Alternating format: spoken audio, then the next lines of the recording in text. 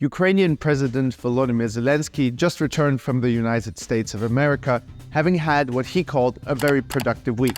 Продуктивний був тиждень. Дуже. Ми маємо багато хороших оборонних та інших рішень. Оборонний пакет від Сполучених Штатів. At the same time, summer is ending in Ukraine. Temperatures are set to drop, and with that comes the rain. That means the window before what is known as bezdorija, or roadlessness, is closing. So, welcome to Talking Tactics, where this week it's about Zelensky's visit to the US and the latest developments concerning military aid, equipment, and the front line. While on his trip, Zelensky secured a military aid package worth $325 million.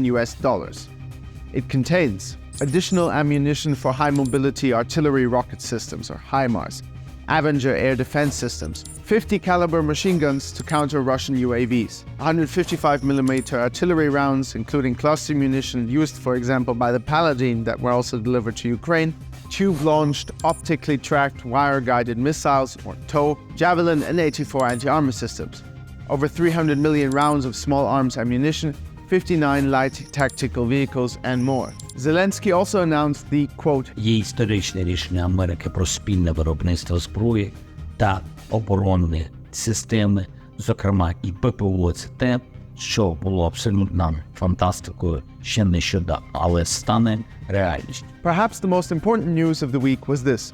Upon his return, Zelensky congratulated the recently appointed defense minister Rustem Umerov, by the way the first Muslim and Crimean Tatar minister ever in Ukraine, for announcing the arrival of the first US-made M1A1 Abrams main battle tanks. Now, this might cause you to raise your eyebrows. Weren't those tanks promised in January? Aren't already German Leopards and British Challengers fighting on the battlefield? Yes and yes. But there are a couple of good reasons for this delay. Number one, the M1A1s, which as you can guess by the name are older than the more modern M1A2s, were refurbished and upgraded so that the tanks received by Ukraine will, this is according to General Pat Ryder, the Department of Defense press secretary, have a very similar capability to the superior M1A2s, including advanced armor and weapon systems like a mounted .50 caliber heavy machine gun. The second reason is that at the beginning of September, Ukraine had requested the Pentagon to extend the training of Ukrainian personnel on the Abrams to ensure their proper abilities in handling the tank before sending the men into battle. Anyway, 31 US M1A1 Abrams battle tanks will soon be visible on the battlefield. 31 is the size of a typical Ukrainian tank battalion, by the way. Let's take a closer look at the tank. The basic idea for the Abrams emerged from a joint project with Germany. Together, the two countries wanted to develop the main battle tank 70. As you know, that never happened and the project died. And while Germany went on to revive the idea some years later and developed the Leopard, the project was revived stateside when the US sought to replace its aging M60 Patton tanks in the late 70s. In 1980, the US Army selected Chrysler Defense, later known as General Dynamics Land Systems, to develop the prototype. This marked the beginning of a tank that would redefine armored warfare. The M1A1 Abrams entered service in the United States Army in 1985. Since then, it has undergone several upgrades and improvements to maintain its superiority on the modern battlefield. Main characteristics: firepower. The M1A1 is equipped with a 120mm smoothbore cannon, capable of firing a variety of rounds, including depleted uranium ammunition that's heading to Ukraine. We made a video on why this kind of ammunition is so controversial but also important. You can check that out. Engine. The tank is powered by a Honeywell AGT 1500 gas turbine engine, producing around 1,500 horsepower. This engine allows the M1A1 to achieve impressive speeds, around 72 km/h max depending on the surface and terrain, and maneuverability despite its considerable weight. A gas turbine engine is multifuel, meaning it can run on almost anything that burns, diesel, kerosene, or petrol, but it does differ quite a bit from a standard diesel engine used in most tanks. That was a point of concern for many, but up until now, Ukrainians haven't had that much of a problem adapting to different weapon systems. Also, the Soviet T-80 has a gas turbine engine, so it's not something the tank mechanics here are totally unfamiliar with. Protection.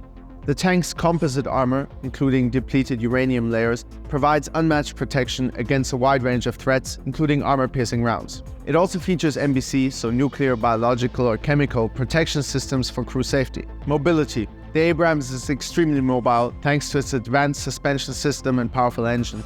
Its operational range on a single tank of fuel is approximately 450 kilometers, but of course that varies depending on what type of ground you're driving on. Combat history. The Abrams made its combat debut in Operation Desert Storm, also known as the Gulf War. It played a pivotal role in the liberation of Kuwait from Iraqi forces. The Abrams was again deployed during the invasion of Iraq in 2003. It's the first time it was battle-tested so intensely in an urban environment, not only against the Iraqi army, but also against fighters of the rising insurgency, for example in battles against the pro-Iranian Jaish al-Mahdi. It also saw some action in Afghanistan and is deployed by several other nations around the globe, like Saudi Arabia. Now, what change could or can the tank bring on the battlefield in Ukraine? According to the Institute for the Study of War and other sources, it is confirmed that Ukrainian troops have breached Russian defense positions west of Verbove. And by breach, we mean that they have managed to breach the feared anti-tank ditches west of the little town and brought their armored vehicles into battle for the lines behind. Now, this doesn't mean that the road to Crimea is open and it's an easy ride from here. To be honest, it's far from that. But it does mean Ukraine is one significant step closer to reaching Tokmak, which is a heavily fortified and strategically important town. Now, the battle for the city will be a critical one, and the Abrams, whose gas turbine engine is known to be pretty quiet for a tank, if you didn't know, it has been nicknamed Whispering Death, could pose an advantage when battling it out in an urban environment. Still, we mustn't forget that we're talking about 31 tanks, not 3,100, and that no tank, no matter how good, is a magic weapon. The fight ahead is still long and tough. Anyway, thanks for watching Talking Tactics. That's it for this week. Please hit like and subscribe. You can also follow our channel on Telegram to always get the latest news from Ukraine.